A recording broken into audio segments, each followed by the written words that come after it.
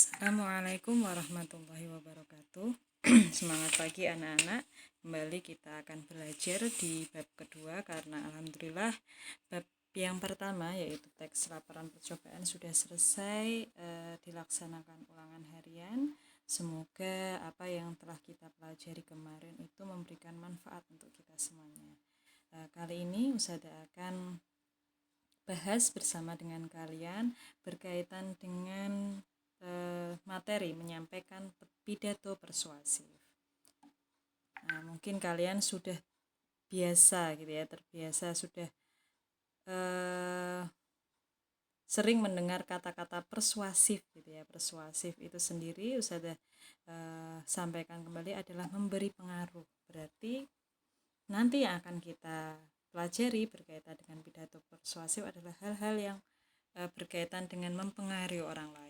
Sedangkan tujuan pembelajaran dalam materi pidato persuasif ini adalah yang pertama, kalian nanti akan memahami penyajian teks pidato persuasif dan mengenal tujuan dari fungsi teks eksposisi. Kenapa pidato persuasif ada hubungannya dengan teks eksposisi? Nanti kita akan bahas lebih dalam. Yang kedua, mengetahui struktur dan ciri kebahasaan teks pidato persuasif. Dan selanjutnya yang ketiga, menyajikan telaah teks dan memahami penggunaan unsur kebahasaan teks.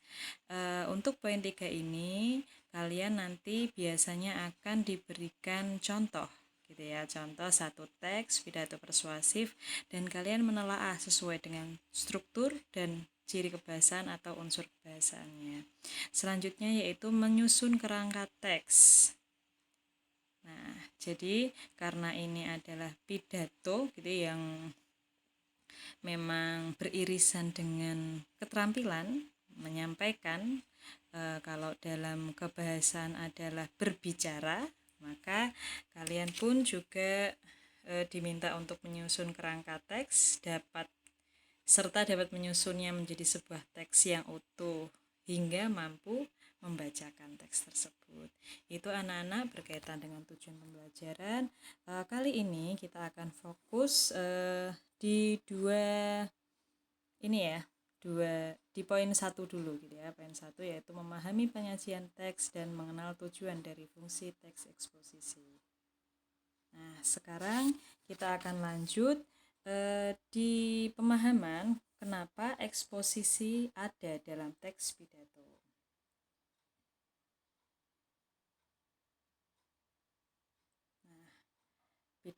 Karena apa? Karena pidato persuasif merupakan bagian dari eksposisi. Eksposisi digunakan untuk meyakinkan pembaca atau pendengar dengan menyajikan argumen atau pendapat dari satu sudut pandang yang membuktikan kebenarannya. Nah, karena tadi Ustazah di awal sudah menyinggung sedikit ya tentang persuasif.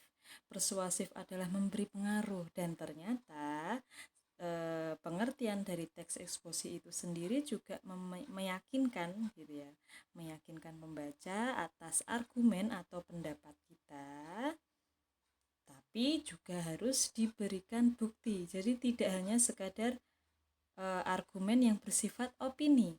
Nah, ini ya ada titik-titiknya, tapi argumennya kalau di teks eksposisi itu sifatnya fakta. Gitu, fakta. Karena apa? Karena dia memiliki bukti. Kita kembali lagi flashback di materi kemarin ya, materi di teks laporan percobaan, ciri-ciri kalimat fakta. Jadi ini yang akan menjadi pedoman kalian. Isi pidato persuasif itu tidak hanya sekadar argumen atau opini kita terhadap sesuatu, tapi juga argumen atau opini yang dikuatkan dengan bukti-bukti. Maka pidato persuasif adalah sebuah kegiatan berbicara di depan umum atau berorasi secara eksposisi sehingga pembaca yakin atas apa yang disampaikan. Selanjutnya kita akan fokus kepada 3 tipe eksposisi dalam teks pidato persuasif. Di situ sudah terlihat ya, ada beberapa gambar yang nanti akan membantu kalian memahami bagaimana sih tipe-tipe ini sebenarnya gitu.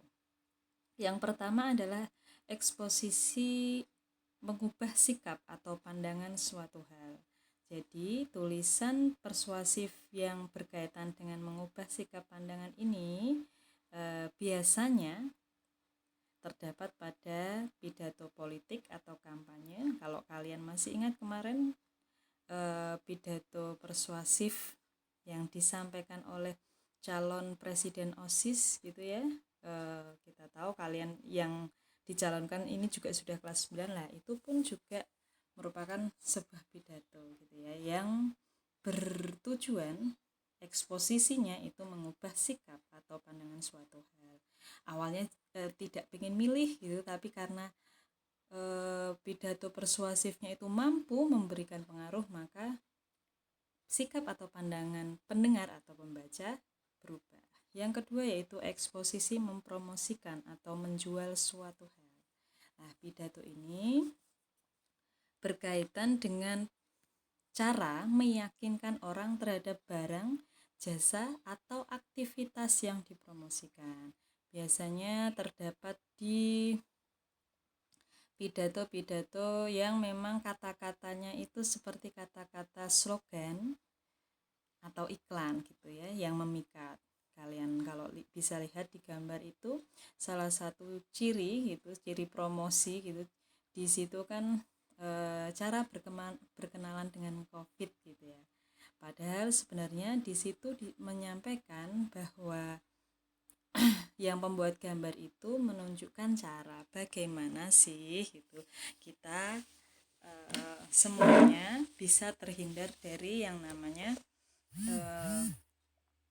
virus COVID gitu. Jadi jaga tangan, jauhkan tangan dan mulutmu, tangan dari mulutmu gitu, agar aku tidak bisa masuk ke dalam mulut, mata dan hidung. Jadi kata-kata atau kalimat-kalimat dalam pidato persuasif untuk ciri eksposisi ini lebih kepada pengaruh secara tidak langsung gitu ya. Bahasa-bahasanya itu bahasa iklan gitu, bahasa promosi. Selanjutnya yang terakhir yaitu tipe eksposisi membela atau mempertahankan suatu hal. Karena tulisan persuasif ini itu digunakan biasanya untuk membela suatu kasus atau suatu permasalahan gitu. Jadi biasanya di dalam teks pidato ini isinya lebih menggebu-gebu gitu. Jadi bisa menarik perhatian pembaca atau pendengar sampai adrenalinnya gitu ikut panas gitu ya, ikut bersemangat seperti itu. Itu beberapa hal yang berkaitan dengan tipe eksposisi. Karena apa? Tipe eksposisi ini kita butuhkan untuk bisa isi pidato kita itu bisa hidup gitu. Tidak hanya sekedar kita menyampaikan tulisan dengan datar seperti itu. Jadi kalian harus tahu 3 tipe eksposisi ini. Nah, selanjutnya yaitu melangkah menulis pidato persuasif. Sebelum masuk di dalam langkah pidato persuasif, Usada ingin menyampaikan kembali gitu ya, bahwa pidato persuasif itu seni gitu ya anak-anak. Seni mengungkapkan pendapat secara jelas dan logis. Setiap orang akan berbicara di hadapan orang lain. Misalnya kalau kalian nanti di ini ya, di akhir sana gitu ya, pidato perpisahan gitu, bagaimana kalian harus ya diharuskan untuk berbicara di hadapan orang lain. Ini juga namanya pidato gitu ya. Dalam kesempatan lebih resmi kita perlu menyatakan pendapat kepada banyak orang, menyuarakan sesuatu yang biasanya hanya kita tulis atau hanya kita sampaikan di ranah-ranah non formal, tapi di sini kalian akan diminta berlatih atau belajar menyampaikan pendapat atau argumen tadi ya dengan lebih formal, yaitu melalui pidato. Jangan khawatir gitu ya, bagi sebagian orang kesempatan berbicara di hadapan orang banyak terasa menakutkan gitu, apalagi yaitu tadi kalian karena belum terbiasa.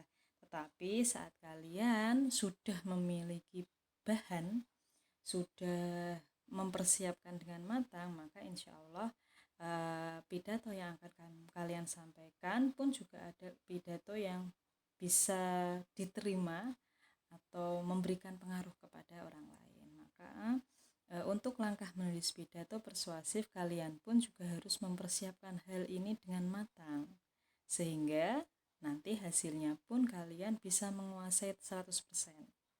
Kita lihat yang pertama, langkah yang harus kita perhatikan adalah topik. Hal pertama yang kita lakukan adalah menentukan topik permasalahan yang akan dibahas dalam pidato. Jadi misalnya kita ingin mengambil topik tentang tadi kampanye misalnya, sudah kampanye tentang presiden OSIS. Nah, yang kedua, lanjutkan di tujuan. Apa tujuan kita? Tujuan kita untuk menang, untuk sekedar ikut saja, atau malah untuk kalah gitu ya. Jadi tapi ya logikanya pasti untuk menang. Maka pahami apa yang akan dicapai dalam pidato. Apa sih yang bisa memenangkan saya gitu. Dan yang ketiga adalah audiensi. Kita pun juga harus bisa melihat audiensi kita. Misalnya, jangan sampai kita menggunakan kata-kata yang sulit dicerna. Gitu. Misalnya yaitu tadi kita pidato presiden OSIS, karena kita mungkin orangnya yang intelektualnya tinggi, yang punya kosakata bahasa yang banyak, kita menyampaikan dengan bahasa yang tinggi, malah jadinya pendengar itu tidak bisa memilih kita. Bisa jadi karena mereka tidak tahu tidak paham apa yang ingin kita capai gitu ya, apa yang kita sampaikan. Jadi perhatikan juga ciri-ciri audiensi kita. Dan yang keempat adalah kerangka. Nah, ini akan mempermudah kalian gitu untuk merunutkan gitu, merunutkan isi dalam pidato kalian. Buat kerangkanya dulu, apa yang tadi ya, topiknya, tujuannya, terus audiensi, itu kalian susun dari awal sampai akhir. Ini lebih kepada struktur ya, tapi nanti akan kita bahas. Ini hanya secara gambaran umum saja. Nah, setelah ini sudah selesai, maka kalian akan menuju ke poin 5, yaitu mengumpulkan bahan. Jadi dari kerangka-kerangka itu, karena tadi ya pidato persuasif adalah bersifat eksposisi, yaitu argumentasi yang didasarkan atas bukti-bukti. Bahan itu adalah bukti-bukti. Jadi kumpulkan hal-hal yang dapat meyakinkan isi pidato kita. Gitu ya anak-anak. Jadi untuk langkah menulis pidato persuasif, kalian harus intinya tadi mempelajari topik yang akan disampaikan, karena kalau kamu tahu dan paham tentang topik dan mengkaji isi topiknya, apapun argumen yang kamu buat akan lebih meyakinkan gitu. Terus tadi tujuannya juga jelas, akan mudah nanti kamu membuat pidato, sasarannya jelas kayak gitu. Itu ya anak-anak berkaitan dengan langkah menulis pidato persuasif. Yang terakhir gitu ya yang akan Usada bahas, yaitu cara memersuasi. Untuk cara memersuasi ini ada 3 gitu ya. Cara memersuasi etika, yaitu memersuasi dengan titik tekannya adab. Sedangkan cara memersuasi emosi, titik tekannya pada perasaan yang menggebu-gebu gitu. Dan cara memersuasi logika, yaitu cara memersuasi yang titik tekannya pada nalar atau cara berpikir. Nah, berkaitan dengan cara mempersuasi nanti akan Ustadzah bahas secara rinci di voice note gitu ya, agar kalian nanti dapat lebih paham gitu, melihat contoh-contohnya. Itu saja anak-anak, terima kasih. Wassalamualaikum warahmatullahi wabarakatuh.